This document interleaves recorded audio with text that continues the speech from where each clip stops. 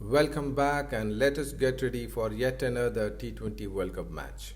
After the disappointing show against Pakistan, India is playing their second match in this T20 World Cup against New Zealand.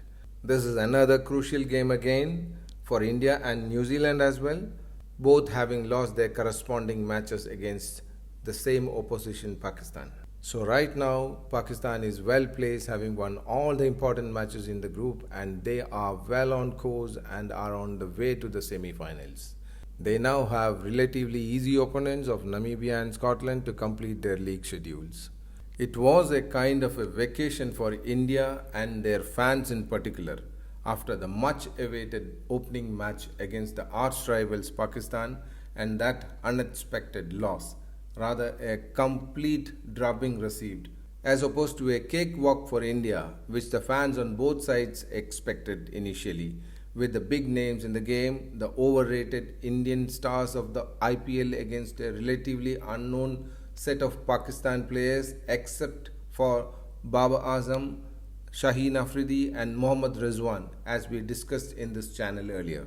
It is okay to approach a match quite confidently and believing in one's own abilities, given the fact that most of the players are coming into this World Cup on the back of having a great IPL season, which they had in these very own venues of Dubai, Abu Dhabi, and Sharjah. It's now become one of India's home grounds, having played so many matches over here. But lack of planning is not acceptable for professionals at international level, and that too ahead of a World Cup, be it any formats. We say lack of planning or overconfidence because it seems India didn't take their opponents that seriously, and the mistakes are quite obvious to be seen for anyone who follows cricket closely. To point out a few, firstly, it is the way they tried to play in the opening power play. They not only took Shaheen Afridi lightly, but they also had a total casual approach instead of playing watchfully at the start. Rohit Sharma may have got a beautiful ball, but KL Rahul should have played a bit more carefully. This is probably not a casual error from the players, but it is more of a team management case, especially when we have a mentor on top of a regular appointed coach.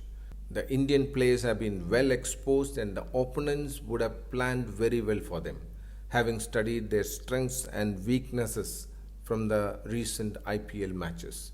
The bowlers may have been well prepared in what kind of balls they should be bowling to get an early edge over their much celebrated seasoned batters who are playing at the peak of their form.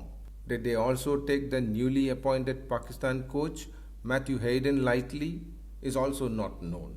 The other thing is about the team selection.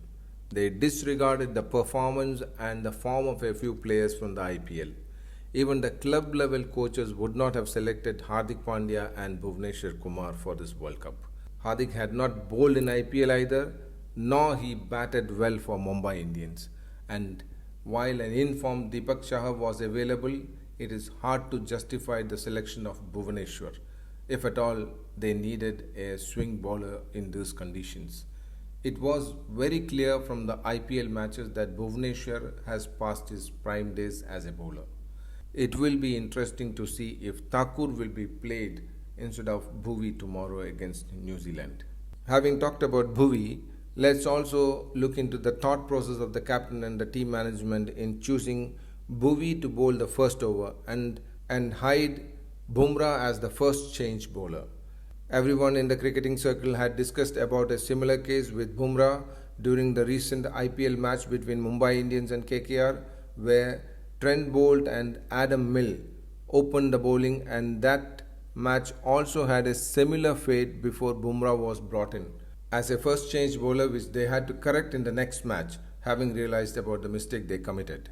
A much discussed and a commonly repeated mistake of some average captains nowadays is the importance of making use of their best bowlers to pick up a wicket and apply some pressure as a last resort. Pakistan needed only 17 runs from the last 18 balls. The only narrow chance which India had at that time was to pick up a wicket if possible. and skews the opponents to get to their brains.